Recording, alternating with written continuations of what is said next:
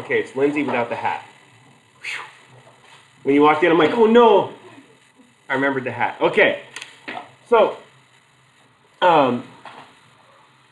psychology. Okay, so wait, back up one more thing. I had a couple people ask questions. What do I post on the little It's About Me? Okay, 19 people this morning posted. You haven't yet. You didn't post on the discussion yet. Yeah. So what I did is what I did is when I first populated it, you have to set number of groups equal to the number of people in class. And when I first set it up, there was 3 people, Christina, and one of the persons who wasn't here, but people at the end of the vocabulary didn't have a group. So Christina posted, hi, sorry about that. That's okay. So anyway, so what I did is I redid another one. So there's one that says, I can show it to you as opposed to motioning blindly with my hands, which doesn't make much sense. Okay, so this is It's All About Me. This one was the first one, and so it's only worth 5 points about, see? So this is what I see when I'm grading it. It's just a number, except yours at the bottom, which has your name on the top of it. Sorry about that. But so this is what I see when I'm going through these, and you can see that 14, 12, those folks haven't posted anything yet. Okay, you haven't posted yet. Okay, and so when I go through and grade them, I can go to the grade book and then I can see who did and who didn't. Okay, so then all I'm asking for you to do is try to relate the course content to your own personal experience. Yesterday, you really can't relate to your own personal experience very well at all. There's just not much that you can really draw in from everything, okay? However, the stuff we're going to talk about today, you can find relationship with yourself. And so that's what we're looking for. So I put a second discussion on here, which is the redo. And this one now has enough spaces. I put 50 different groups there. Each of you gets assigned a group. And so because I put 50 groups, there's less than 50 people in here. Each one of you gets put into one of these. That make sense? Yeah. And so it's anonymous. No one else will see it. If you do find something that does relate well, I always ask, please share it in class. If it's not too, don't overshare. I'm very good at oversharing. I apologize in advance. Okay, but if you have something that's relevant and interesting for everybody, please share it. Because if the class is about you, you remember it better. And if you are concerned, if I'm talking too fast, which we talk about after class, I'm talking too fast for one person, I'm talking too fast for more than one person. So say something. Okay? Or speak. She lost her voice. I had a student, Summer, who sat right there all semester. She lost her voice in the second week of the semester. And her voice was raspy the whole semester. It's an excellent cold. I highly recommend it. Okay. You want to get a good cold. It's really going to sink in. Okay. So I'm working on I'm trying to figure out the SharePoint thing. If that doesn't work, I'll shift to a Google Classroom thing where you guys can see all the notes and everything else that I'm posting on. Just trying different stuff here. That's what's fun. Okay. So zoom out a little bit here.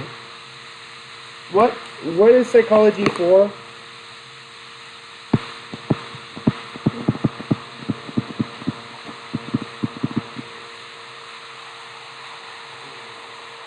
Okay, study the mind. Well, but before we can go to the next thing, our jobs are to explain, predict, and try to control behavior. That's the point of this whole business. Okay? But what is the mind?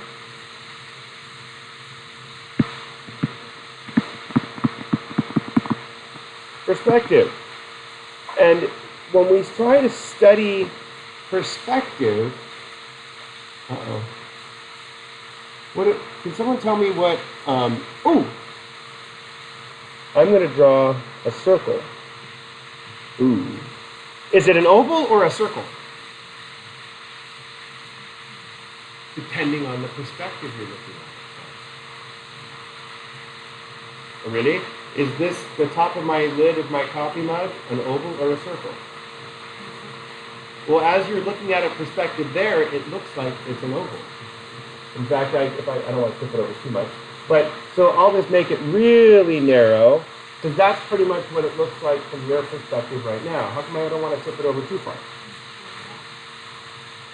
My glorious coffee will leave. I've got 3 or 4 cups of coffee left on my Starbucks gift cards. I'm going to use every single one of them before it runs away. And my wife, as a principal, gets little Starbucks gift cards handed to her left and right the holiday season. So I was stealing them as fast as possible before she loaded them into her phone. Ooh, $20. Wow! Count. Wait. She goes, it comes out of our same account. Like, I don't care. It's free coffee if I have the gift card. Not crazy enough. It's all about perspective. Okay. So what color is the screen? Up here, try not to right here. White. Okay. What color is this? Right here. Black, right? Okay, so far so good. White, black, good. What color is this? What color is the background of my image?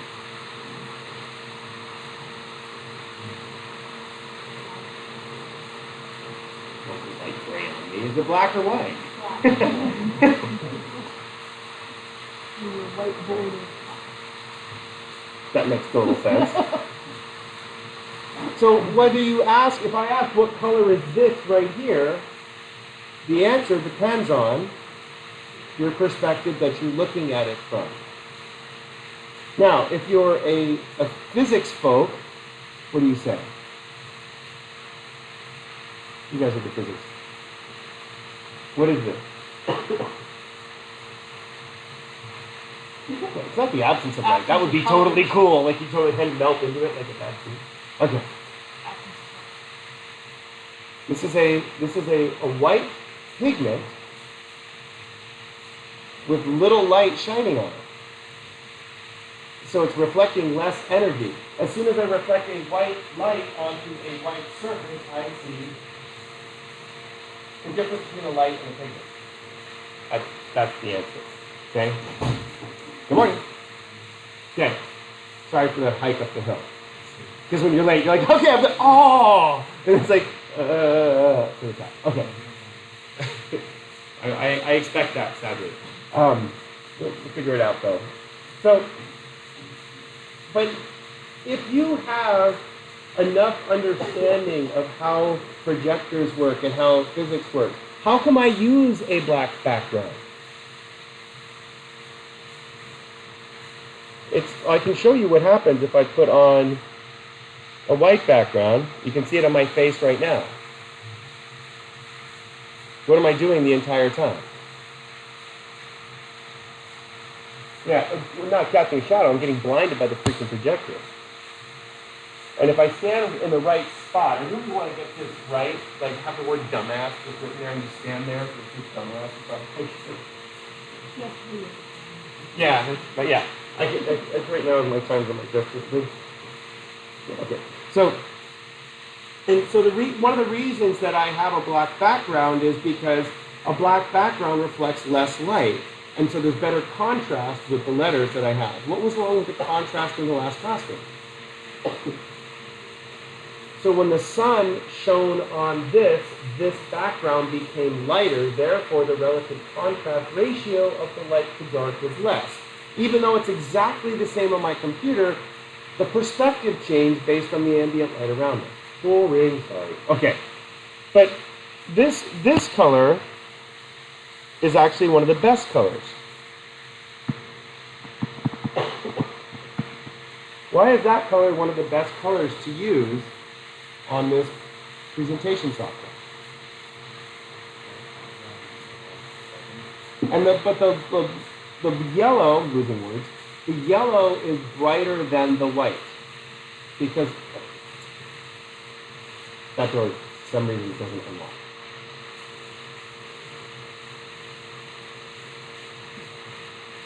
I can't unlock that one. Sorry. So, oh, is anybody in here red-green colorblind?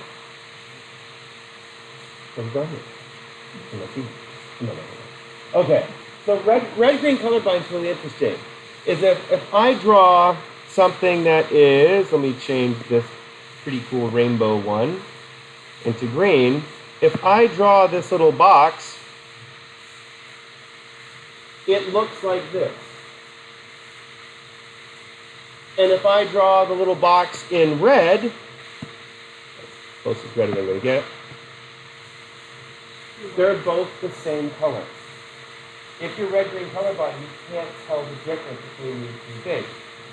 My friend John Ross, who's a volleyball coach and now he's in Texas or somewhere now, he was completely red-green colorblind. Does he notice? No, he's never seen red or green.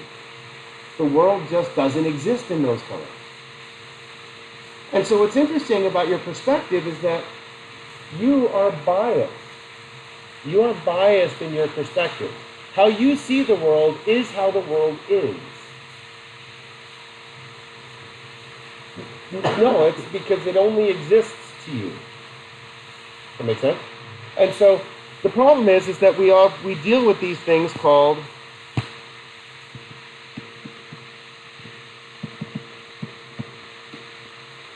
other minds. My wonderful bicycle Sketchy. Sketchy is on the short list of getting rid of again. I sold Sketchy a couple years ago to a kid at USD, and then the kid at USD was moving back to England, and he said, "Hey, you want the bike back?" I'm like, "Sure." I sold it for 150 bucks. He used it for 2 years. I got it back for 100 bucks. Oh yeah. Sketchy's home again. He left it outside. It's a little faded, but it's still the same crappy bike that it was before I sold it to him. And so when we ride that thing, it has a mind of its own. When you're going down a hill off-road, you just kind of hope that you're going to make it. It's terrible. Horrible bike. I love it dearly. Anyway, because why do I say it has a mind of its own? Hopefully none of you have a car that has a mind of its own, where you put the key in, you turn it, you go, boom, yeah, it's a good day. It's hard to predict. When something has a mind of its own, it is hard to predict.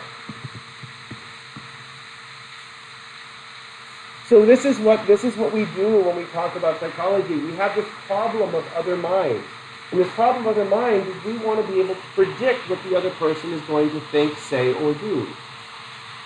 That gives us comfort in the world. That gives us safety. Okay? And so the problem is your perspective is biased. Our perspectives are all biased. Okay, so let me show you a really cool video clip. And someone please remind me to start the video after the start the recording again after the video clip. Here, for each color, I had to memorize the notes. I had to memorize the notes. And this is one of my wife years and years ago when she was a kindergarten teacher. She had a little boy that was adopted from Russia, and his name was Elijah. And I used to go play in the classroom with the kids all the time. My wife hated me saying that because I was like, I have to teach them. You just come and play with them. That's right. Okay. Anyway, oh, totally weird. I saw Haley. You didn't go to Alpine Elementary, did you? Okay. I saw a Haley. We were cleaning out the garage, and there was a poster with all these little handprints on it from her kids, and there was one that said Haley on it. And I'm like, it's about the right age. Okay. So anyway, so Elijah grew up in a Soviet style orphanage. He had this. There was a book of rainbow colors where you'd turn the page and this ribbon would pull across with the different colors on it. He would sit and just stare at that every single day. And he would come into school wearing pinks and blues and bright greens, and every time he'd pick out clothing, he'd pick out the brightest colors he could find because they were just so amazing to him to see these bright colors. Because growing up, when his parents went and got him, everything was gray. Everything was gray. Concrete, metal, plain metal beds, old faded sheets, gray blankets. The only color was the sky. And in Moscow, what color is the sky often? Gray. Or white. And even the snow, because of the soot, is gray. And he was blown away by looking at all these colors. Because your color comes from a part of your brain back here. Where do we, if you are not colorblind, activate this part of your brain from? Well, you're pointing to the correct area of the brain. That's so Monday. Yeah. From your eyeballs. Right. Okay, from your eyeballs. Eyeballs go back to your here and then go to here for color. But he doesn't have the pigments in his eyes to get the colors, to activate here, to activate here. So what does he do? Activates the sound behind his ear. I got to get a set of tuning forks. Anybody ever use a tuning fork? They're really neat. You bong them on something, bonk, and they go. They're made of metal at a very specific length, and so they vibrate at a very specific frequency, so you can get a perfect pitch. Okay, and then you can, if you put that pitch right behind, in the bone right behind your ear, it's really neat. Your whole head goes with sound, and it feels like your whole head is directly in sound. Okay? Kind of like earbuds. Anyway, moving on. But, so his brain is connecting sound waves to color area. He is perceiving color exactly the same way you are. Perceiving color. He's not sensing color the same way you are, but he's perceiving color the same way you are. That make sense? So this is kind of weird. When he listens to music, what does he see? Colors. So that if you watch the rest of this thing, which I don't want to spend time watching the rest of it, he actually paints pictures using computer graphics of what different artists' music sound like. Because he can see what these colors are. There's actually a disorder called synesthesia. Synesthesia is like when you, I had a student named V who had this. V. Whenever she saw numbers, they were in different colors. There's a guy, Daniel Tennant, if anybody's ever seen him, he's a human computer guy. He's been on Discovery Channel like every 6 months, usually around 2 in the morning. But he's a human supercomputer. He calculated 26,000 digits of pi in his head, just running the math. Not memorizing them like the morons do. He actually was just doing the math for 6 hours straight. Good idea. He goes, I quit. Why? I'm tired. Could he have kept going forever? Yeah, it's just a long division problem in his head. 22 divided by 7. Go. Okay. And Daniel sees numbers as shapes. When he wants to multiply two numbers together, they form a new shape in his head. He goes, oh, that's 6,507,002. Then you say right. No. Okay. So, I don't think the recording thing is recording me. Oh, it is. Okay, good. So the next part of this is, how do we, wait a second, did he learn a new sensation?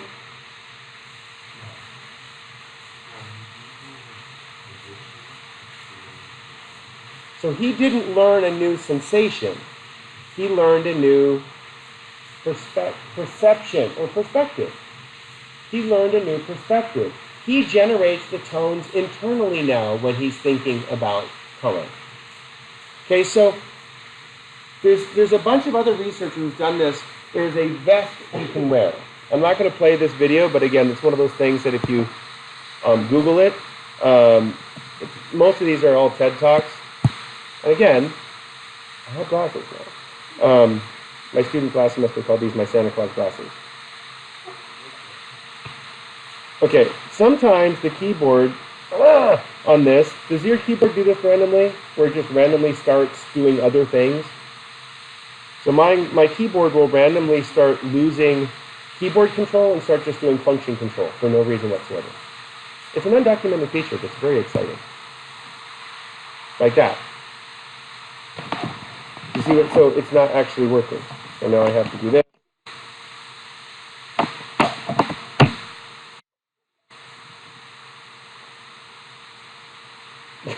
Sorry. Can you Google how to turn off auto something something? What is that? No, it's like it won't. I can't type. I can do this though. Open TED.com, new census for humans. Okay. New census for humans on TED.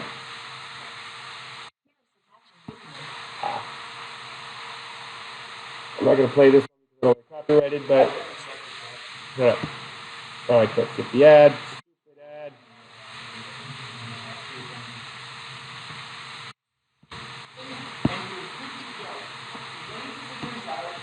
Okay, so this guy, blah, blah, blah, blah, blah. Here's a guy that's blind or deaf. There we go. He is wearing this vest. It's slightly pompous looking. Okay, sponsored by LG. It has a bunch of little vibra sensors from your phone all over the back. Okay? So what they do is they pump information to that. Some people have been wearing this vest with the stock market on it. They're just feeling the stock market. And then they watch the stock market in real life, and then they feel it, and they watch it and they feel it. Are they even conscious of what they're feeling, really? No, but their brains go, oh, when this feels like this, then the stock market's going to crash. When it feels like this, things are going up. When it feels like this, the stock market's going to take a dip. So if you're a smart trader, you want to trade right before things crash, and then you want to buy stuff right as things crash. And so people were wearing this vest, listening to the stock market, listening to the data. Deaf people can learn to hear by putting the vibrations of those sound waves on their back. They don't hear, they understand, they perceive. Okay, and so the reason why this is so cool, I think it's really cool, is because this is, bless you, this is the way that our brains work. Our brains work by changing perspective, perception. The biggest problem with trying to study psychology is our brains keep changing. I know there's a way to fix my computer so that it stops auto. It's a disability function with the computer. So it's someone who is disabled can't type, but they can hit a single key to open up different commands. It's an accessibility feature. And for me, I have no idea how to turn it off or why it turns on to begin with. I tried that, it didn't work. And then, but one of my students last semester, his name was Matt, goes, "I'll just hit control something, and it worked. So get Googling. Okay. Anyway, but so this is why. The main reason is why this is why we need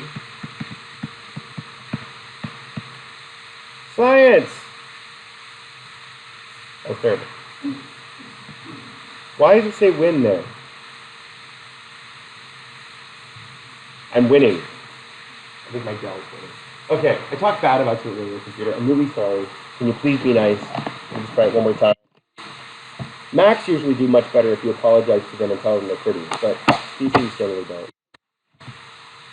Okay. Let's see that works. Okay, so why do we need science?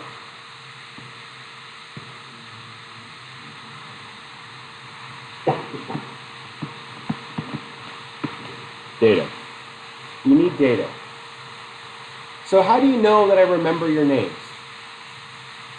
This one was bugging me, this virus. I keep saying Alonzo.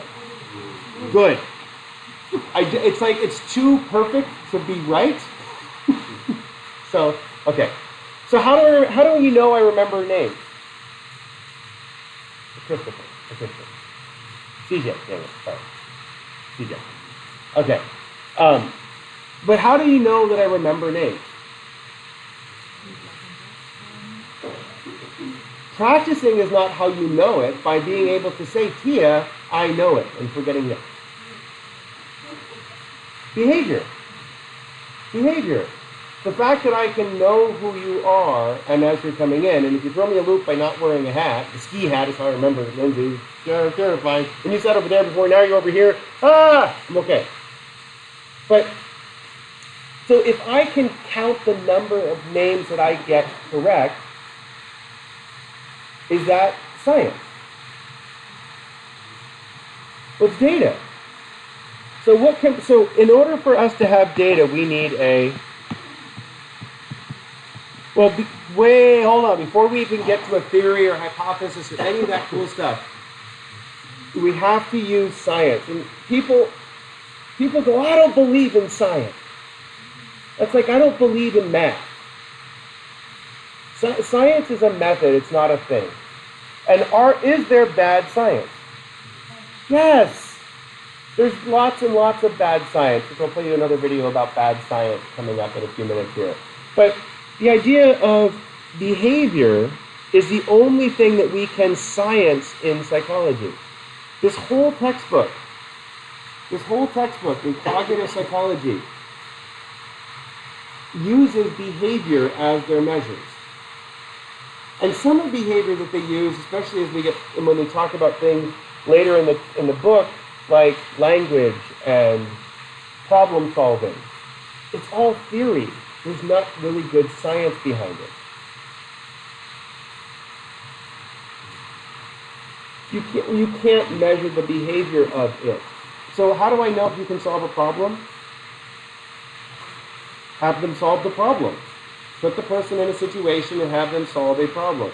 I'm really looking forward to putting my new bicycle together. It's not new, it's old and dusty, but I have a bicycle that needs to be put together, and I'm cleaning out the garage, and I cleaned out the shed, and I started cleaning out the shed. When I get home right after school today, I'm cleaning out the rest of the shed, and we're taking a trip to the dump, and then we're going fishing, and then we're going to see a movie. Being here is so much easier than being at home. But when I clean out my shed, I pull all my bicycle parts out, and I have almost everything I need to put that bike together. I can just look at it and know what parts that I need.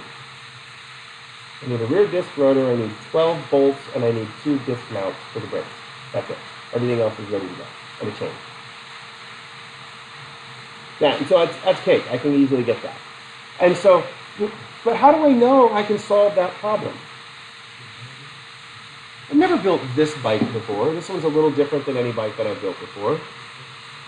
I've built many similar bikes. By knowing how to build one bike, can I build another bike? Yeah. It's not memory because I've never done it before. I've never built that bike before. I don't remember how to build that bike. Okay, so this is the problem with most of our psychology. Most of us don't live in behavior. We live in our mental spaces, which we can't measure. So what we do is we try to come up with good experiments to measure these things. Like, for example, do we actually have a mind? Okay, so this is the experiment that we're going to first go through. And the name of the experiment is called the theory of mind. This is what we're going to talk about. We have to think about what the mind actually is and what behavior it is. If you went through the textbook, you know the answer, but I'm going to give you a slightly different version of the experiment that's in the textbook, because it's got my son in it, and he's cute as a bug. Okay, so in this experiment called theory of mind, we need to figure out what a behavior is first. This first thing, before you come up with a theory, before you come up with a hypothesis, before you come up with anything, you need to come up with a behavior. Why do I have a number sign there?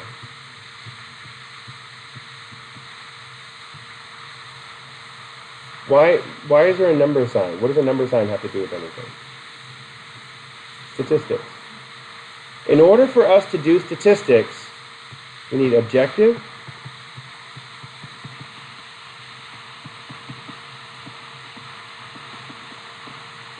empirical data. I'm going to thing when we need objective and empirical data. So what does the word objective mean? Okay, so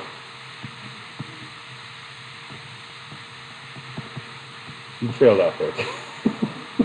I said.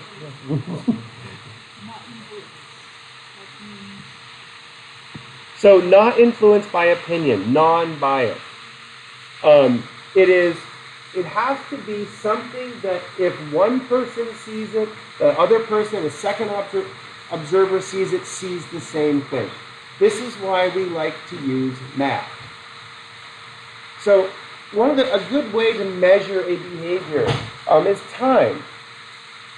So like in the workout this morning, we were doing basically dumbbell presses. We always do a strength exercise, and then we do a series of conditioning stuff after the strength exercise. And so today it was just dumbbell presses, like bench pressing, but the dumbbells. And we did 10 reps every minute on the minute for 10 minutes. So how do you know that you've done it?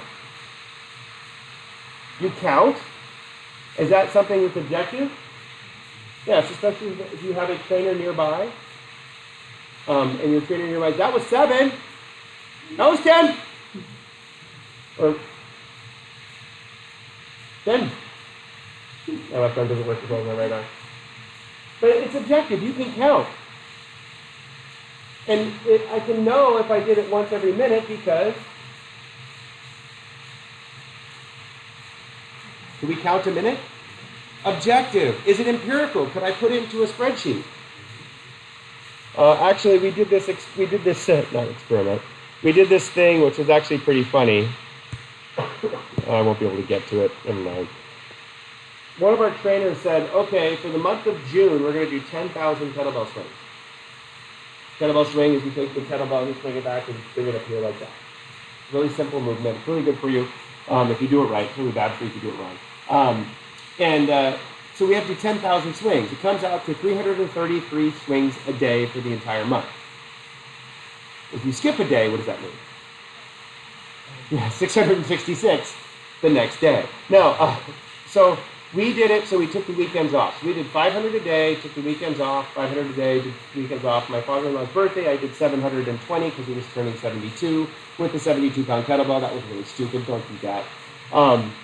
But the idea is that it's one of those things, if you keep track, I kept a spreadsheet of the number of swings per day so I could keep the average going properly. And it's empirical because then can I average the number of reps or the number of swings that I do? Yeah, I can compare one person to another person if I am using objective empirical data. Should you really worry so much about keeping objective empirical data of your workouts?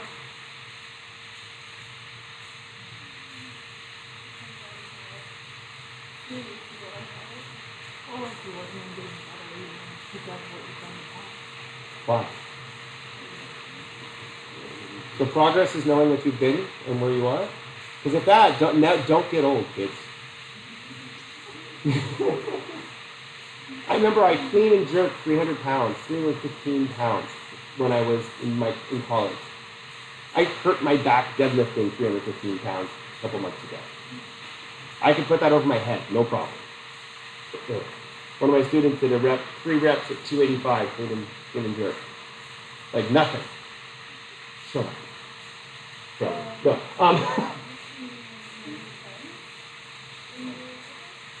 So you shouldn't try to measure everything. There's a sign at the end of Lake Murray that says if you don't touch the sign, it doesn't count.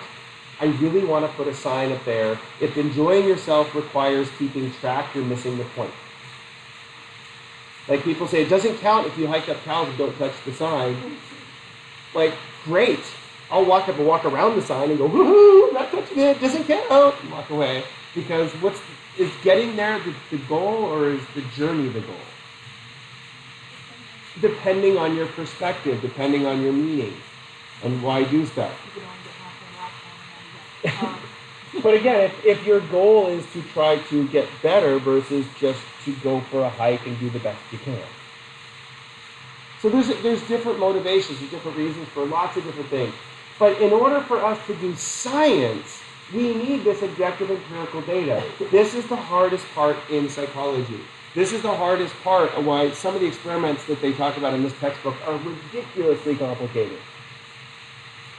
Because in order to figure out what you're thinking, we have to be very creative in what we're measuring. So this is, well, okay, so what is the theory of, what is the idea of mind? How do we test if someone has a perspective or not? What's the data?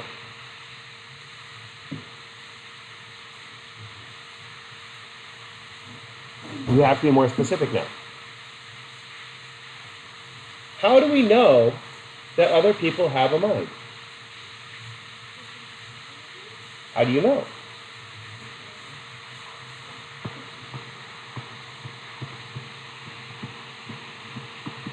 This is really irritating, especially as a behaviorist, as someone who really embraces the study of behavior, is that verbal behavior. We ask people questions. That's it. Sorry.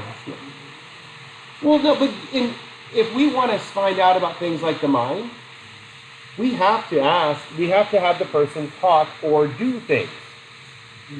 Do things. Talking is a very good form of behavior because you can record it, 2 people can listen to it, 2 people can write it down, you can see what they say, you can count the number of times one person said one thing, one person said the other thing. It works. But, so we're going to test little babies. Now, little babies don't necessarily have verbal behavior. Okay? Little babies don't necessarily have verbal behavior. So, this is going to bite me, but let's see. Steve Weinert, MA, YouTube channel.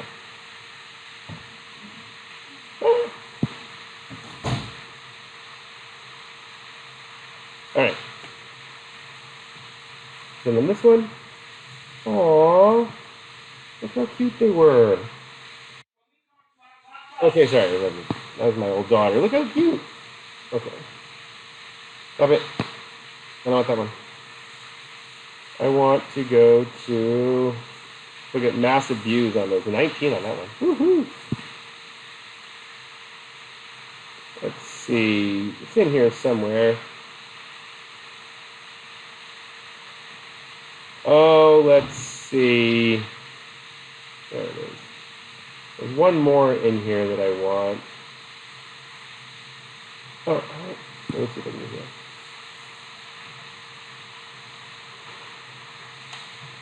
I don't want that YouTube channel.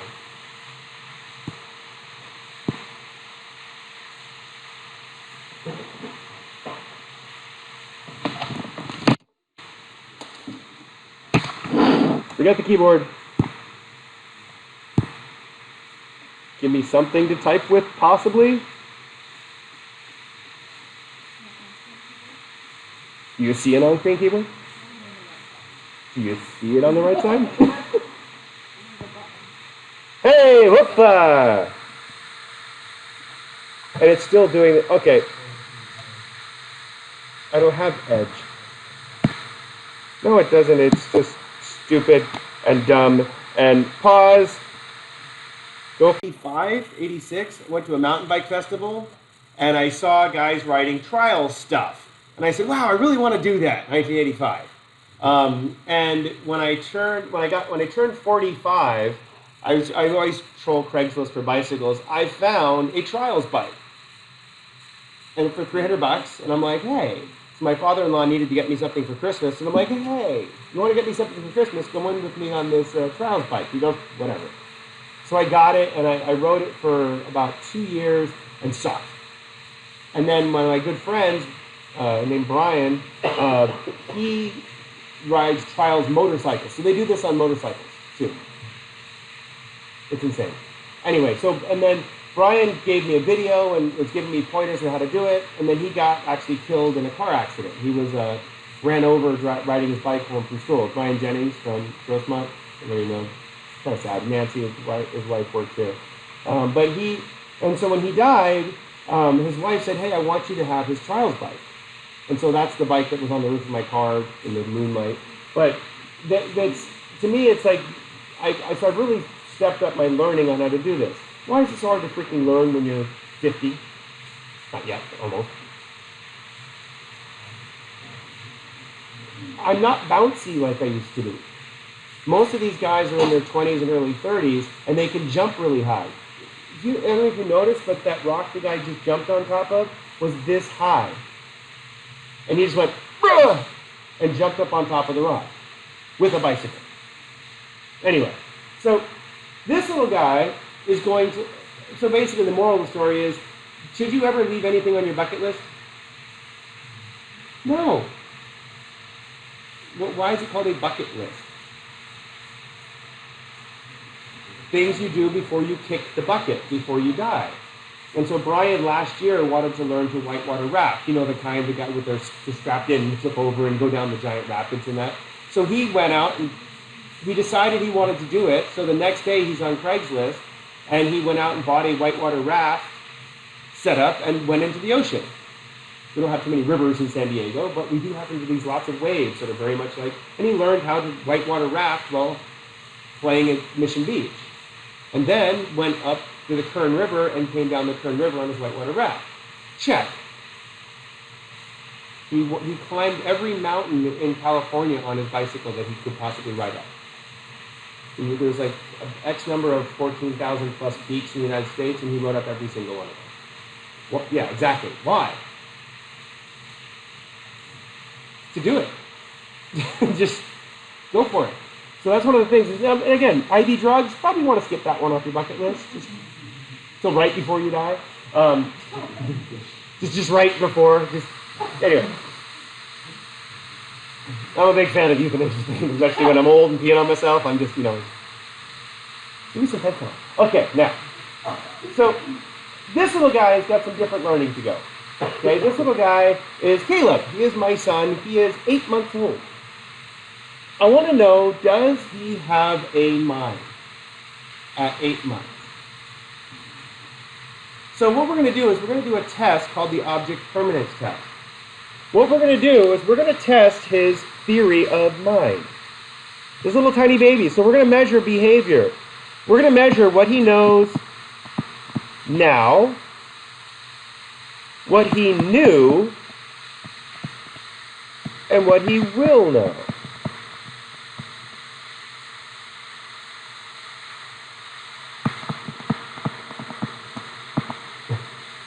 Make sure you keep up.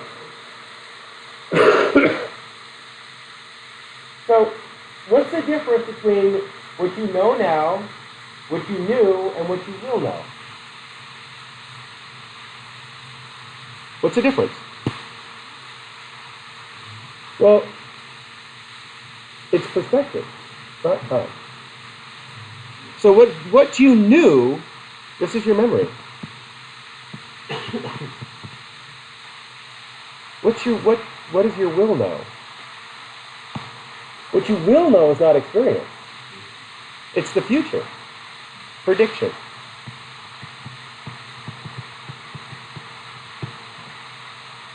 What you know now is your perception. Okay, so this experiment, back when it was first introduced, it was actually introduced to see if babies could remember things. That's why it was eventually, things outside of the kids' experience, kids don't remember them. Kids don't remember anything until they're 2. It's what they used to say back in the 80s, 70s, and 80s. Something happened in the 1990s, though. They started discovering that early childhood experiences imprint on the child's behavior. This is one of my favorite early experiments. So, is anybody here who hates going to the doctor? Okay, a few of you. That's it? Go to the doctor. They're not bad people. Anyway, but kids. Okay, brace. This is really cool. Kids. Out of the 40 people in here, or 30-something people in here, there's 3 people that don't like to go to the doctor. Okay? I mean, I don't really enjoy it, but it's not horrible for me. Okay? So, if you have a parent with gestational diabetes for some women, when they when they start growing a baby, their pancreas gets all weirded out and they produce too much insulin, or not enough insulin, or whatever. The blood sugars go out. Cattywampus. Science, sorry. So usually women will take a glucose tolerance test to find out if they're gestational diabetic, and if they do, they'd have to watch their diet when they're pregnant. Otherwise, the baby gets massive. You can have a 10, 12-pound baby coming out if you don't pay attention to gestational diabetes, and it increases the risk of obese baby and increased risk of diabetes as the baby gets older. Yeah. Brain damage is relative. You have to really spike it to get that. Yeah. Okay. Babies are pretty good at regulating themselves. Well, anyway, so when the baby is born with a mom with gestational diabetes, they test the baby for blood sugar. Where do you stab the baby to get the blood sugar? Feet, your heels of their feet. They don't have summer feet, is what we call them in our house. Where you walk across a parking lot and go, okay. So they have little soft baby feet, and you stab their baby feet, and the baby goes, ow! Babies that have been tested for gestational diabetes, stabbed in the doctor's office, are less likely to go to the doctor when they're older. Day one, what do they associate?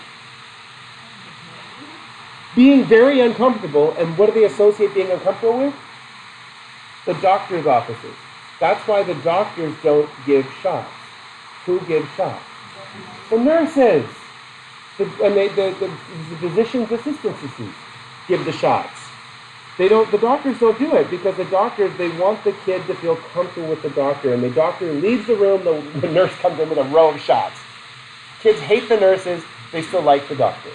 The doctors generally, pediatricians, don't wear scrubs. What do they wear? Most pediatricians do not wear white coats. They wear Hawaiian shirts, they have animals on their things, they're not, quote, doctors, they're some guy dressed like a slight clown. Because of that negative association. It's really crazy. Day one, this happened. Okay, so now, we're going to test, so how do I know, what am I going to manipulate in order to measure this? Because here's our measurement. Kids don't have verbal behaviors, but we're going to hear some verbal behavior from my son. Ah! Pretty much. Okay? What are we going to manipulate?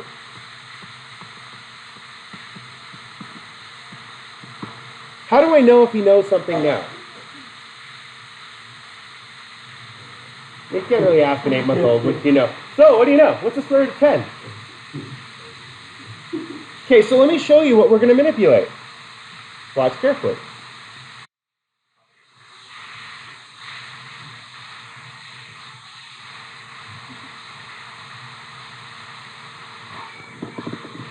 Now, what you can't see, because I'm a bad photographer, is he has this little blanket, okay?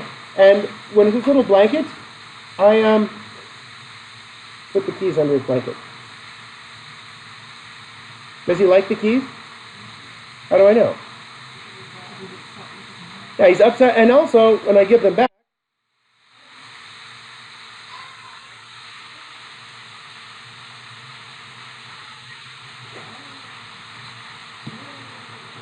so when he has the keys, he sets off the car alarm in my Mini Cooper. Anyway, he plays with the keys, he shakes them, he makes noise, and he makes happy baby sounds. So I love my Mini Cooper. It was so cute. It was white, and everybody told me, that's a gay guy car. I'm like, it is not, and then my gay neighbor bought one that was white. Dude, you're not helping me at all here. Because here's this roof, Rex. Okay. I still love the car. Does he understand the present? How do you know? When the keys are present, he reaches out, picks them up, and shakes them. He is aware of the present. A little baby like 3 months old, you put something in its hand, it just goes. Is it really aware of what's going on? No. The only thing it really notices is mom or whoever cares most for the baby's face. And because you can tell, because if you put the little baby in front of a screen and project pictures, what does it do when a picture of mom shows up, or primary caregiver? They don't smile too much. They just stare. When a baby stares, it's into it. That's it. But that's why do babies stare into their mother's eyes? Yeah, and a stranger looks at them, they just kind of look away. Until they're about 8 months old, then they will actually look into other people's eyes and try to make eye contact with everybody. But when they're little, they just do it with mom. Not dad so much, more mom. Okay. Moms are important.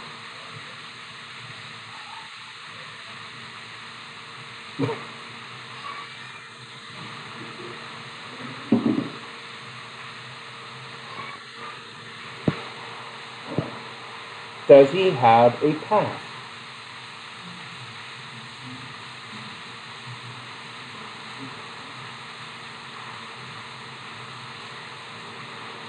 We have lots of answers. So what do you think? Does he have a past?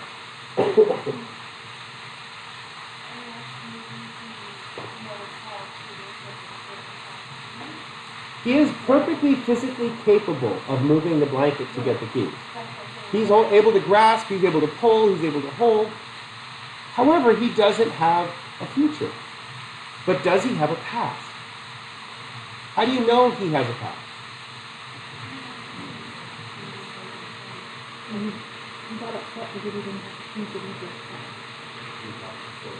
Yeah, he was happy. I take the keys, he's pissed off. He wants the keys. So he knows the keys exist in the world. He remembers there's keys. He remembers that there is a past. But he doesn't have a future yet. He can't think perspective himself into the future. A lot of 14-year-olds can't think perspective into the future. Yeah. We were, Memorial Day weekend, my buddy was selling his boat, and he wanted to take it out for one last trip, so we went out Mission Bay Memorial Day weekend. Psychotic, insane. We're zooming across the channel by Ski Beach to Fiesta Island. 2 kids were trying to swim across that channel in the middle of the day, Memorial Day weekend. Can you imagine all the boats zooming around and these 2 kids trying to swim? We pulled them out of the water, yelled at them, and then threw them back on the beach at Fiesta Island where their parents were. And we said, hey, you guys, it's really a bad idea. And they said, we'll do it when it gets dark. It's just, but because when you're 14, you go, well, that sounds like a fun idea, but you can't do it, but you can't do it. I'm going to do it, you do it, I'm going to do it. And do they think about the consequences? It's just the fun of trying it. Yeah. They shouldn't. I'm serious. A lot of 16-year-olds, I mean, some of the panics that I've had teaching my daughter to drive, it's like we have a lot of homeless people in my neighborhood, and there's a homeless gentleman walking across the street. My daughter's not slowing down. I'm like, stop. Stop. And I'm like, I screamed at her, stop. She goes, well, he shouldn't be there.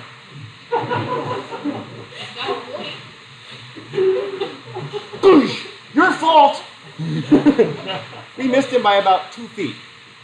And I mean, she ended up jamming on the brakes, which was good because he was meandering across the street and he kind of staggered into in front of her, which anybody who has any ability to predict the future knows a staggering person who's walking across the street not looking, do they even recognize the car is there at all? Probably not. And I felt bad. I screamed at her. She goes, don't yell at me. You would have killed the man. We shouldn't have been there. But the object is that this is my son at 8 months, and he can't do it either. I moved the blanket.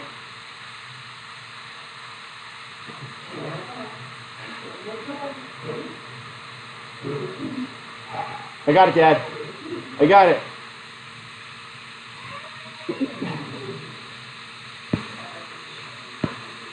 Okay.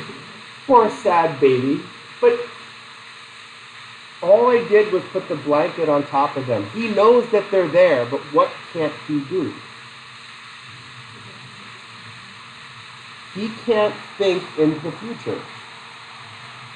Thinking in the future means, move blanket, get keys.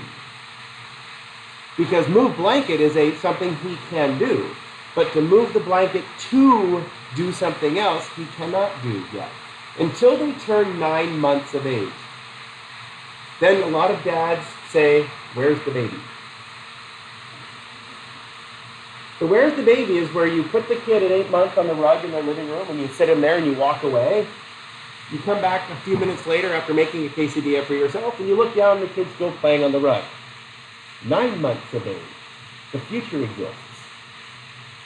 Where's the baby? What do? They're exploring. Because they don't explore at 8 months. No. Kids that are a younger sibling start exploring at 7 months.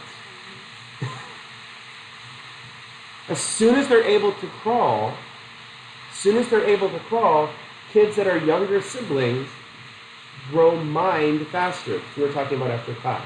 They grow mind faster. Because what do they have? They have older siblings as a model. Single children, if you're a child-only child, you develop mind the slowest. All right.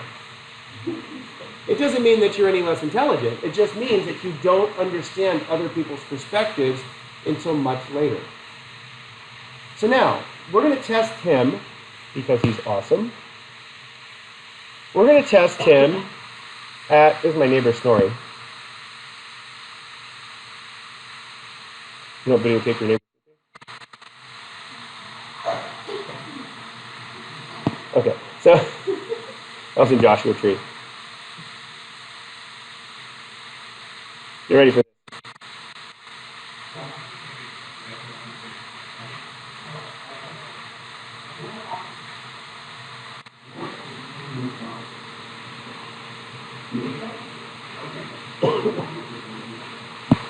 Okay, this is what we call the false belief test. Okay, so back then, in what year was this? 2010.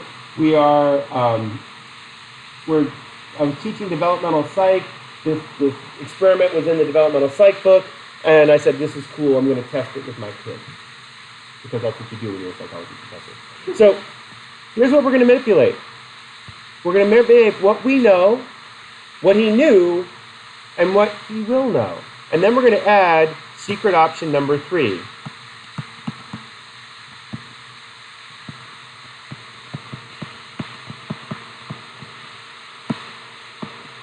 This is really tricky. That's really lame as far as the color goes. Sorry.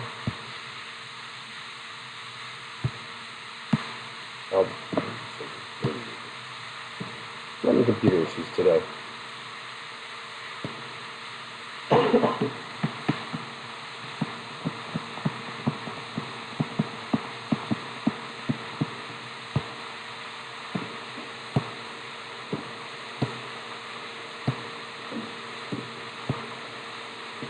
So, we're going to test this part of his mind.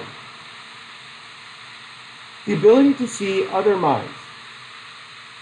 So what we're going to manipulate is we're going to ask him 3 questions. What's in the box? It's a box of Crayola crayons. So what did he say? Crayons. Okay, then I'm going to show him that there are not crayons in the box. Following this so far?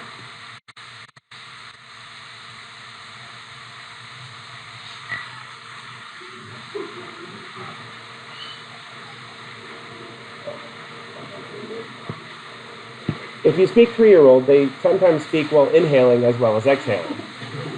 They don't quite figure that out. So he goes popsicle sticks. He loves popsicles. That's like his thing. So anytime there's a popsicle involved, he's extremely excited. So it's hilarious to him that there's popsicle sticks in these boxes. Okay, so now he has a belief. Now he knows. Now his perception is popsicle sticks. Try so good? Here's the first step of questioning his mind. What did you think? If he has a mind, he will say, I thought there were popsicle sticks. If he doesn't have a mind, what will he say?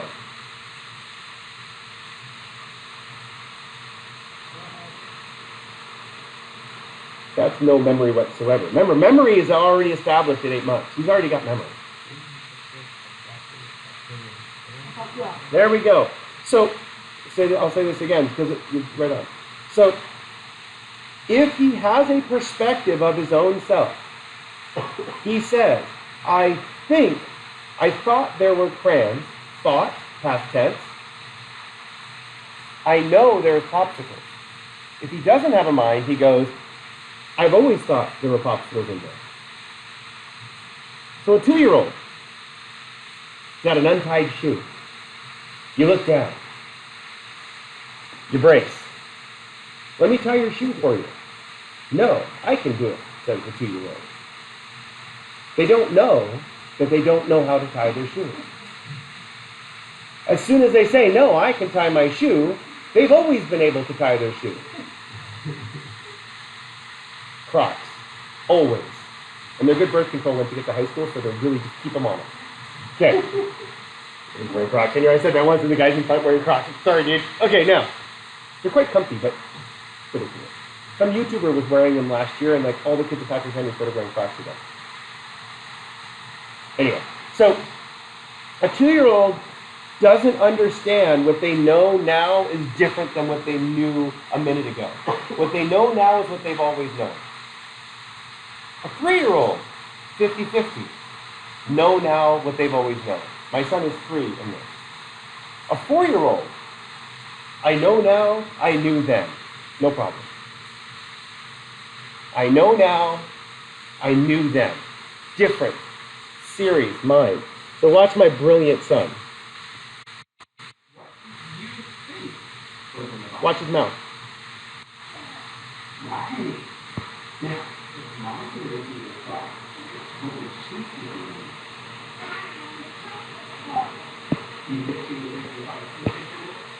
See the smugness? Popsicle? Wait. How does mom think there's popsicles in there?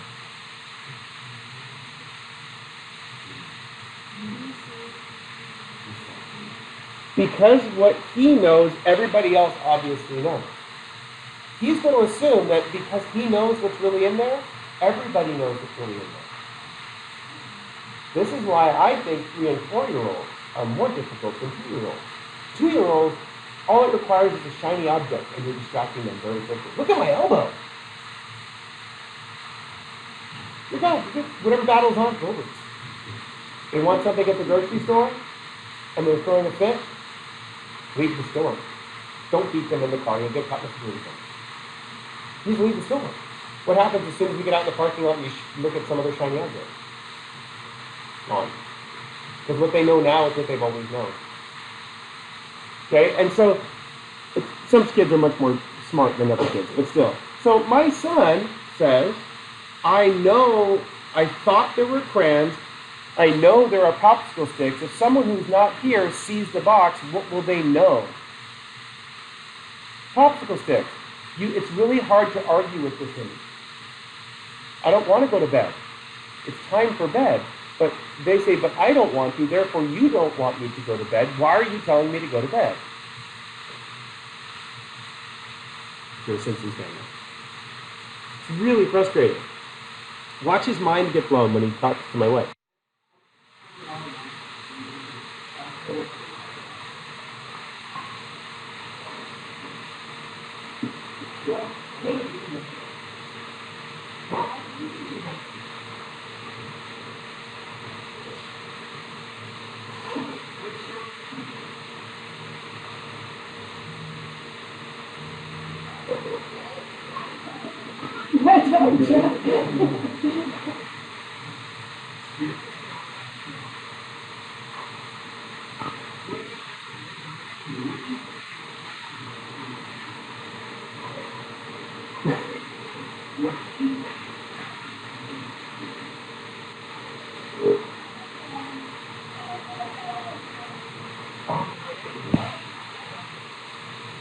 Dinosaurs. Welcome to the mind of a 3-year-old. Doing science with these little beasties, this is really challenging. Because Well, their stream of consciousness is very shallow. And so they get their minds are flowing constantly all over the place. That's actually how they learn, by flowing their mind all over the place. And if an adult had said that, you're like, ooh, testing them for symptoms of schizophrenia. But a 3-year-old, right on point. That's why I love going to my wife's kindergarten class, because my wife would ask a question, okay, how many people know what this number is? And all the kids raise their hand, she calls them someone, my sister has a cat. All the kids go, ooh. I saw an iguana once. And then my dad slept on the couch last night. Oh, okay. Just like randomness is just awesome. Okay, so this is the key. In order to do this experiment, do you just test one kid? No, why not? Every kid is different.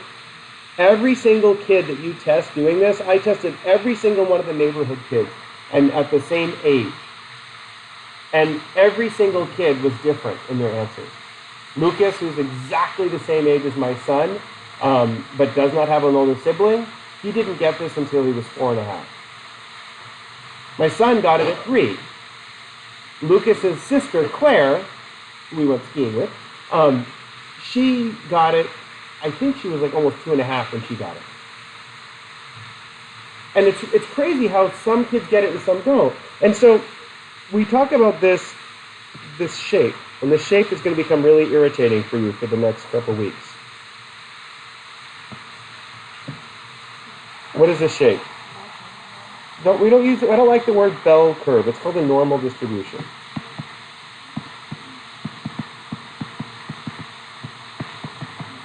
The bells look like this to me. Ding, ding, ding, ding. Ever since that stupid video of the cats playing the bells to get snacks? You seen it? Thanks, so. Okay. Validating my incompetence. Okay.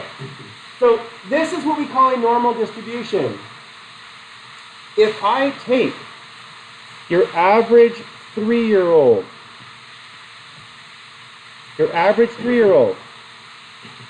it should be able to get this theory of mind test right about 50% of the time. Right? As the kid gets older, what happens to the number of errors they make? It decreases. As the kid is younger, well, that doesn't increase, but the probability falls off of them being able to get it as well. And so, that's a bad example. It shouldn't work that, doesn't work quite that way. But, so we can say that if I have this is where we get the word average. Which means that it represents the bulk of people. So, if I look at an average 3-year-old, I can make a prediction based on this normal distribution of how well they're likely to do. Why on earth does Dora talk so slowly? So a child's mental processes are a lot slower than an adult. And so as a result, Dora pauses a lot when talking. Right, Boots? Right, Dora. And as an adult, you're like pulling your eyebrows out, trying to watch this. But the kids are like, yeah. Remember Blue's Clues? Yeah. That was my, I had my notification tone on my phone forever. And everybody would hear that and just go,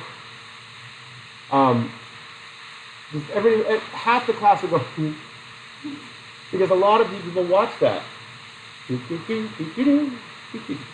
it was that same little sound. And my son really loved Blue's Clues. And he was really upset when Steve left and the new guy came. Yeah. Yeah. Okay, anyway.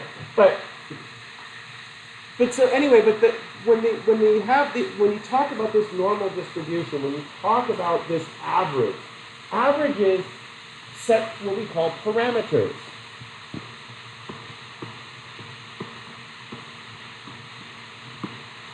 Now we're going to get to designing your own experiments here in a minute. What a parameter is a boundary.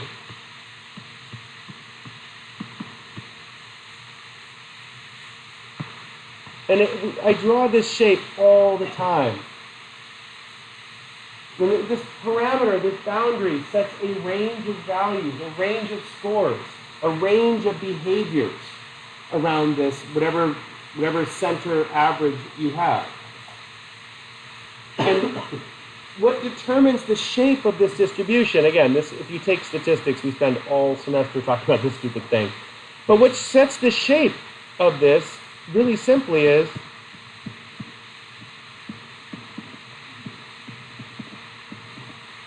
number of data points. What changes the shape of this is the number of data points. So this experiment, for example, with the object permanence test, with moving the blanket and the kid getting it right or not, that experiment has been done, I think, since 1960-something, 1950-something. Have we figured out what the parameters are for that experiment? Right around 8 months of age, most kids around 8 months of age figure that out. 9 months technically is the trigger for figuring out the object permanence. But if I put in another variable, older sibling, what happens to my age? It decreases. And it's very predictable.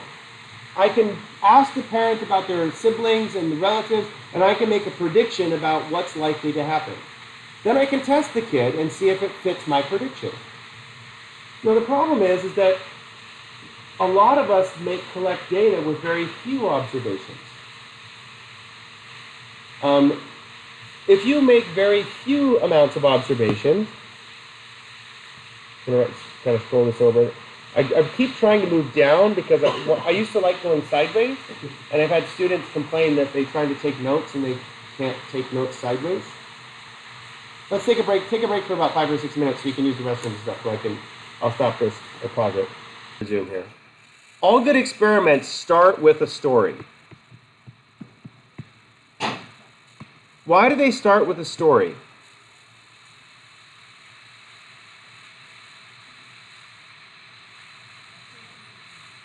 Yeah, but think about, so why, you said yes right away. Do you have little people in your space?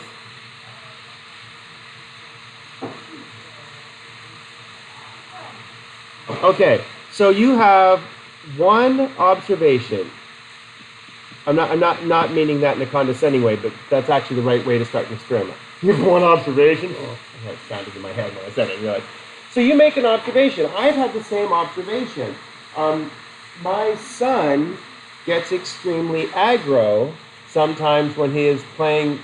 They do these little battles. They used to do these battles on Fortnite where they just play arena, and they'd go to the play arena and they would have rules and they'd try to kill each other following the rules, and Brady wouldn't follow the rules. Yeah, they're groups. So there's not just 1v1, it was like their whole, yeah. So they get really upset because as soon as they materialize, the other kid's sitting with the sniper rifle and just pops him as soon as he lands and so every time he materializes again, and they throw the remotes and they get really upset. And so this observation, we've seen this observation in multiple people. And neighbors actually had this is so cool, back when I was in college, we had things called LAN parties, where you would come in and plug everybody into the same switch and you could play online games when the internet wasn't fast enough to play online games. You'd literally come to each other's house and carry your PC, and usually if the cool host would have enough monitors, you would have to bring a monitor as well, but whatever. But back when we used to play Doom and Quake, and I forget some of the other games that we used to play against each other. Good stuff. Okay, but anyway, so lots of people have this observation that when you're playing these 1v1 battles, the kids get upset. So our neighbors, where I was going, our neighbors had a party where all the kids brought over their PS2s, they all set up computer with each other. Good hustle. Okay, and they all set the computers up so that they could battle each other right there. Two kids got up and started punching each other because one kept sniping the other person before they could do anything. Literally got up and got in a physical fight. And so that ended the party very quickly, and those two kids still don't talk to each other. It caused a lot of angst and animosity. So the question is it the video game causing this? So, well, that's your observation. So what we have to do is we have to design an experiment to test it. So if you can you could say, oh, I know it's caused by inner anxiety against her dad for leaving them when he was 2. Right. Is it right? Maybe. But remember, we need to collect data. Okay, we need to collect data. Now, I'm purposely not telling you the right way to do this so that you crash and burn a little bit trying to learn about how to do it properly. Then I'll show you how to do it properly. So I want you to try first and suffer a little bit. Okay, so what's the first step in developing a good experiment?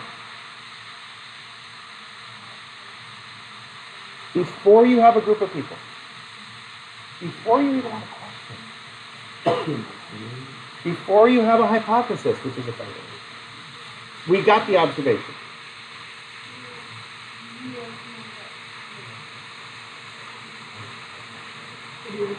The first thing is a behavioral measure. Before you can write a hypothesis, before you can ask a question, you have to come up with a behavioral measure. You have to. Because you can say, oh, it causes aggression. Great. How are you going to measure aggression? I don't know. Well, that's what we have to do first, because science is very specific. We answer very, very specific questions. So, do I know that my son understands the future at 8 months old?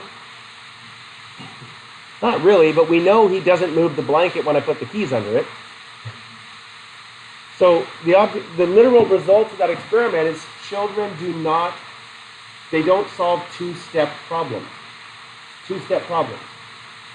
Move one thing, get something else. Two-step problems. Anybody know how many steps pros can solve?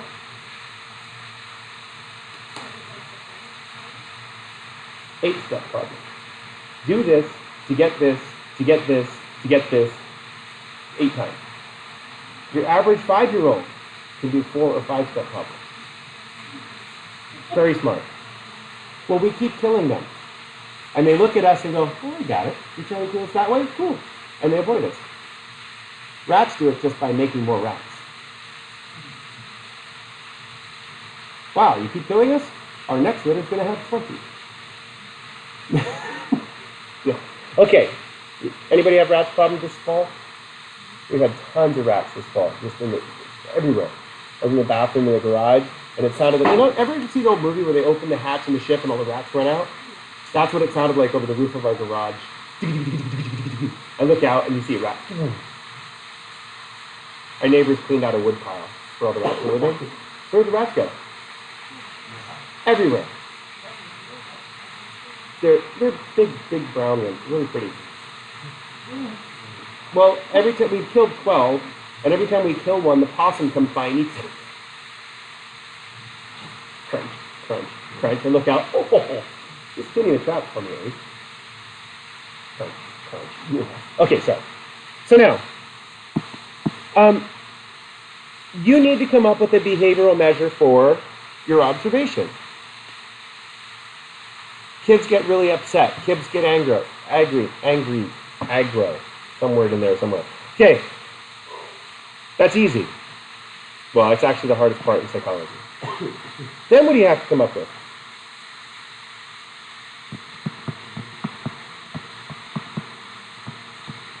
You have to come up with a hypothesis. Your hypothesis is an if-then statement. If blank, then, right triangle, that's not what I want.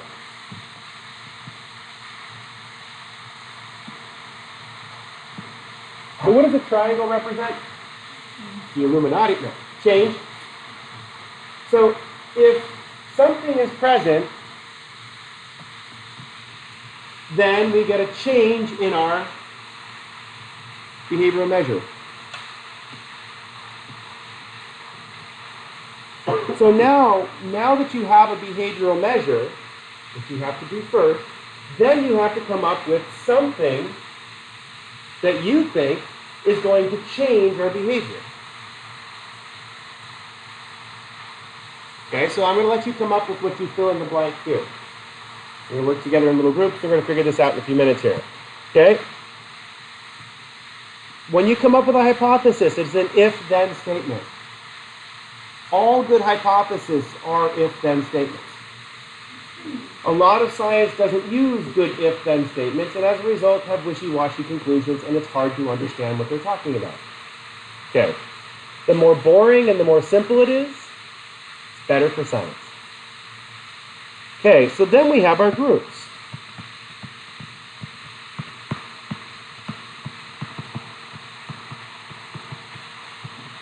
Our manipulation.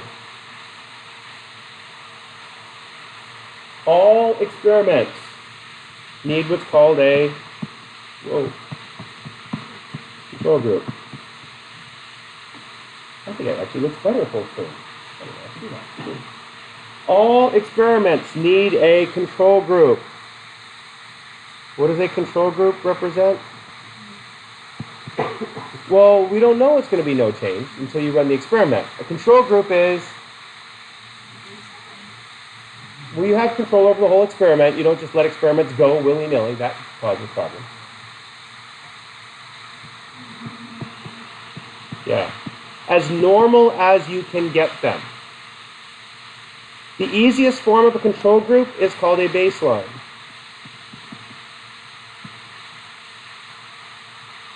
So, if I want to measure aggression, what should I measure before we start playing the video game? Yeah, their aggression levels prior to playing video games. Because if I want to know if the video games change aggression, I kind of need to know where they start. Like whenever like my wife and I are doing this I did this a couple summers ago, but we're tracking everything that we're eating. I have an app on my phone, and it tracks all my food.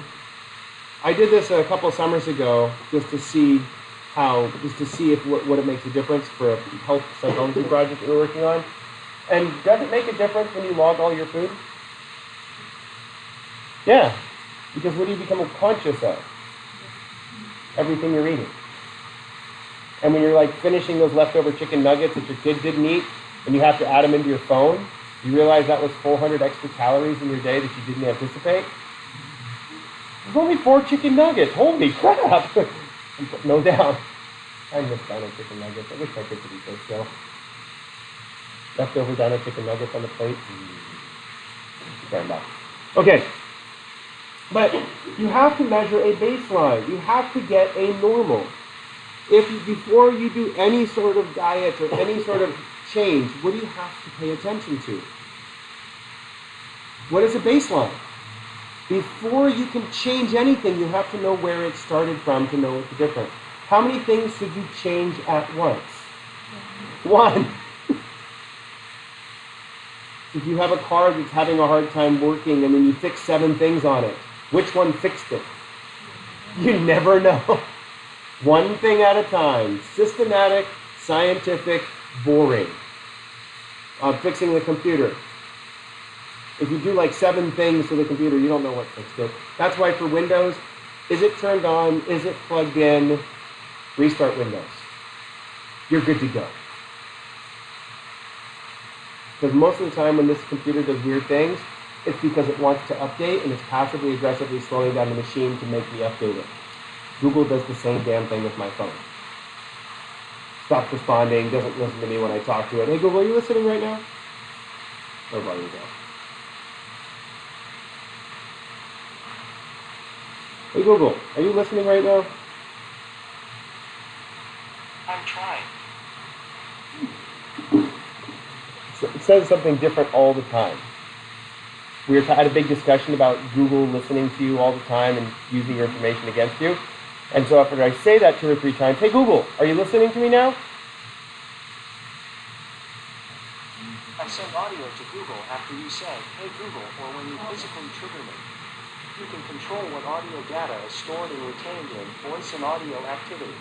To view your audio... No, it's always listening, because why did it give me that answer then I'm trying? Because we're talking about listening to... Sorry. So we could set up a series of experiments to test that if we wanted to. But the idea is we have to get a normal. We have to get some sort of base normal. One way to do it is have 2 groups. We have 2 groups of kids. Randomly selected 2 groups of kids. You do one thing, you do something else. You guys are playing video games, you guys aren't. We compare your aggression to your aggression. Versus testing the kid's aggression, having them play, testing it again. Lots of different ways to do that, but why do you have to have a control group? You have to have something to compare it to. Reference, point of reference. You have no idea what you're doing until you have that point of reference. Okay, that's really important. Okay, so then the experimental group.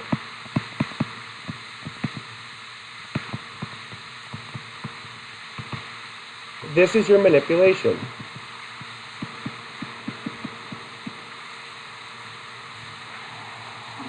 The experimental group is your manipulation. So this is where, if we're saying video games causes aggression, what does the experimental group do? Plays video games. Okay? And so you try to always compare the control group to the experimental group. You can have lots of experimental groups. In our experiment that we did, this experiment we did last semester, we had 4 different experimental groups. We did 4 different manipulations, comparing them all back to baseline. Every time we added a new group, we came up with a new measurement or a new group, and then we compared it with the same measurement back to our baseline group. Okay, so it's good to keep trying and trying and trying again. Is science ever done? No. Science doesn't come up with answers. It's a way of answering questions. Very few things have actually been figured out. Gravity, we don't know how it works. We can predict it. We can very accurately use it. We don't know what causes it. The strings vibrating. No, it isn't. That's a bunch of constants you made up. It doesn't exist. The universe is shaped like a giant saddle. Who's writing it? Okay, now, physics humor? Yeah. My dad was a physicist for that one. That's funny. Okay, so he designed computers. So the idea of what we come up with an experimental group, we're going to start manipulating things. When you manipulate things, you're comparing them to your normal. And now here's the hardest part.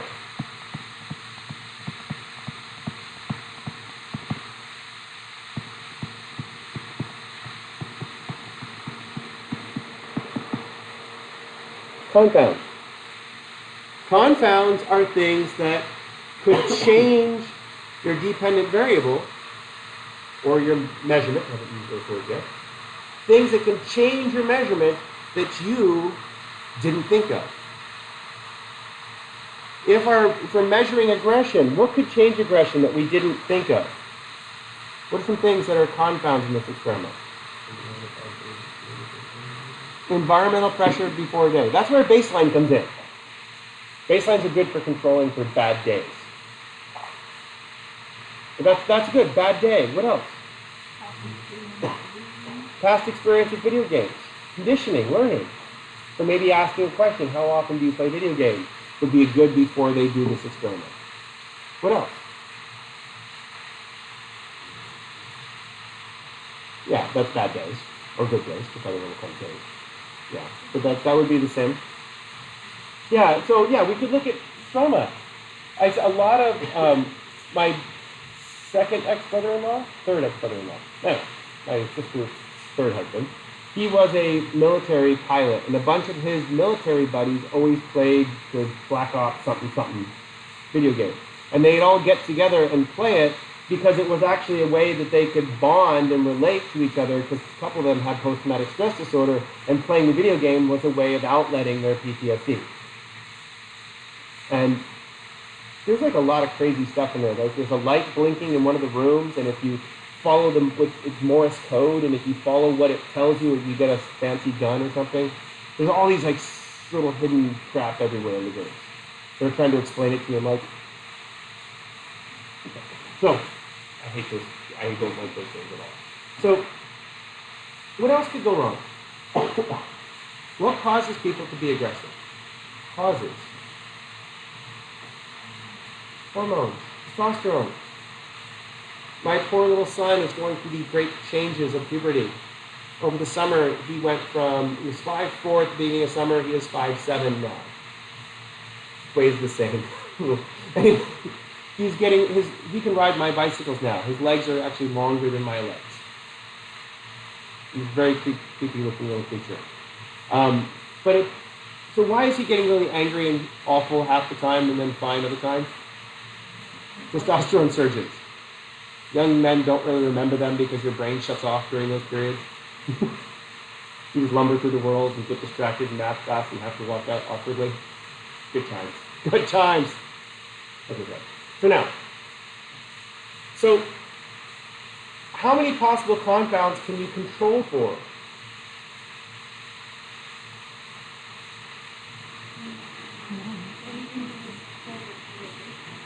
Anything that, well, you can control some using baselines, you can control some by adding experimental groups. Well, that's why you have to think about them before you set the experiment up. It really sucks to spend all semester working on an experiment to realize that you forgot about something really simple. One of my students last year in my research methods class was looking at do pictures of hamburgers influence the choice of eating said hamburger. So they took, there's a website, I don't know if it's an Instagram page or something, where they show pictures of what the advertised burger looks like versus what the person took out of the box that they bought at said burger restaurant. They did Jack in the Box. In-N-Out looks actually pretty damn close to what it's supposed to look like, but like some of the McDonald's and Burger King ones are just awful what they get out. Anyway, so they took a picture of the advertised and then asked, would you eat this burger? And then they put a picture of the real thing and would you eat this burger? And did a series of tests to see if the advertised changed. They forgot to ask one really important question at the beginning of the survey. Do you eat meat? As a lot of people didn't eat those hamburgers. Oh, I'm not going to eat that, I'm not going to eat that. And they're like, wow, they didn't eat the fancy looking one or the other one. Well, do they eat meat? I don't know. Yeah, I don't eat fast food, so unless it's I'm going to get a Diablo burrito from Chuy's tonight. Anybody like spicy food? Diablo burrito from Chuy's. I was sitting on the couch crying. It was so spicy. It was so good. I've like been dreaming about it ever since then. My son's like, why are you going to do that to yourself? So I need another one. Gloriousness. Okay, sorry. I don't work sponsored by Chewy, but their burritos are. Okay. California burrito causes obesity just by looking at it. Okay, so now,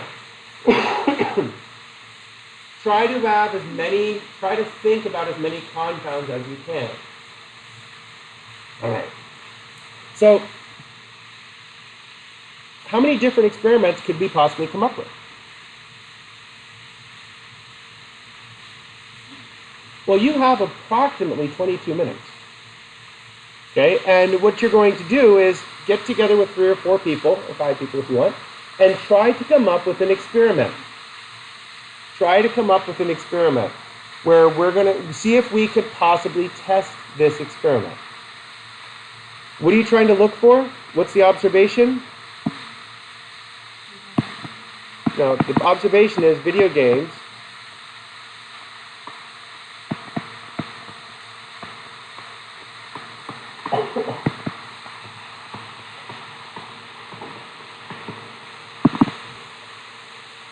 used to use the word aggro.